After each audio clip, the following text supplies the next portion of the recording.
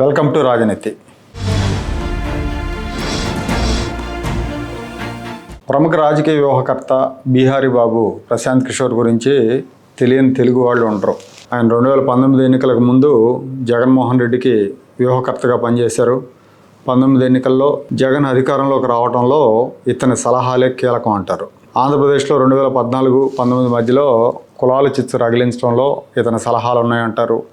అలాగే వైఎస్ఆర్ కాంగ్రెస్ పార్టీకి రాజకీయ లబ్ధి చేకూర్చేందుకు సోషల్ మీడియాలో ఫేక్ అకౌంట్లతో అనేక రకాలుగా తప్పుడు ప్రచారాలు చేయించాడు. నువ్వు ఏ మార్గంలోనైనా వెళ్ళు, గెలిపే చివరి లక్ష్యం అనే విధంగా మంచి చెడులతో సంబంధం లేకుండా, సమాజ క్షేమంతో, సమాజ భవిష్యత్తుతో సంబంధం లేకుండా సమాజ భవిష్యత్తుకు హాని చేసే విధంగా కూడా ఇతని వ్యూహాలు ఉంటాయి. ఆ రకంగా జగన్మోహన్ రెడ్డిని ఆంధ్రప్రదేశ్లో గెలిపించారు.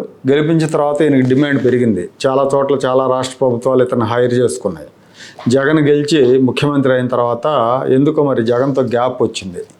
జగన్ తన ఏకపక్ష విధానాలతో ఆంధ్రప్రదేశ్కి భవిష్యత్తు లేకుండా చేశాడనేది ఇతని అభిప్రాయం. అందుకే 2024 ఎన్నికల్లో ఇతను జగన్ ఓటమి కోసం పనిచేశాడు. తెర వెనక కూటమికి సహకారం అందించాడు, సలహాలు అందించాడు. ఇప్పుడు బీహార్లో జన స్వరాజ్ అని ఒక పార్టీని, రాజకీయ పార్టీని ఏర్పాటు చేశాడు. అంటే వీళ్ళందరినీ కూడా నేను తెర వెనకుండి సలహాలు ఇవ్వటం, వీళ్ళని కింగులు చేయటం, దేనికి నేనే కింగ్ అవుదాం అనుకున్నాడు అనుకుంటా పార్టీ పెట్టాడు.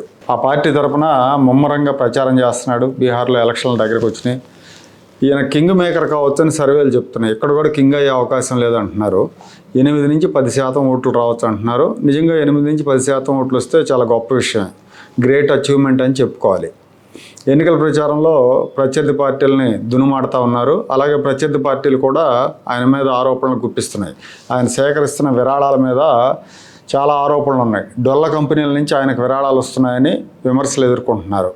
దీని మీద ఆయన వివరణిస్తూ, నాకు డొల్ల కంపెనీల నుంచి విరాళాలు, డబ్బులు తీసుకోవాల్సిన అవసరం లేదు. నేను నేరుగా సంపాదించిన డబ్బులే నా పార్టీకి విరాళంగా ఇస్తున్నాను. నేను 2 గంటల పాటు సలహాలు ఇచ్చినందుకు 11 కోట్ల రూపాయల ఫీజు తీసుకున్నానని చెప్పారు ఆయన. 2 గంటలకు 11 కోట్లు అంటే గంటకు 5.5 కోట్లు. గంటకు 5.5 కోట్లు ఫీజు ఇతనికి ఇస్తున్నారు అంటే ఇతని సలహాల కోసం ఇతనికి డిమాండ్ ఏంటో అర్థమవుతుంది. ఒక రాజకీయ వ్యూహకర్తగా దేశంలో అత్యంత డిమాండ్ ఉన్న వ్యక్తిగా ప్రశాంత్ కిషోర్ని చెప్పుకోవాలి. బీహార్లో బీజేపీ, జనతాదళ్ అలాగే కాంగ్రెస్ 3 పార్టీలు కూడా ఇతని మీద అటాక్ చేస్తున్నాయి. ఇతను కూడా కౌంటర్ అటాక్స్ చేస్తూ ఉన్నారు. బీజేపీ నేతలు అవినీతిలో ఆరితేరిపోయారు, అవినీతిలో లాలూ ప్రసాద్ యాదవ్ని మించిపోయారని ఆరోపిస్తున్నారు.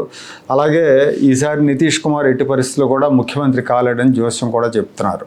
ఒకవేళ నితీష్ కుమార్ ముఖ్యమంత్రి అయితే రాజకీయాల నుంచి తప్పుకుంటారని సవాల్ కూడా విసిరారు. రాజనీతి ఛానల్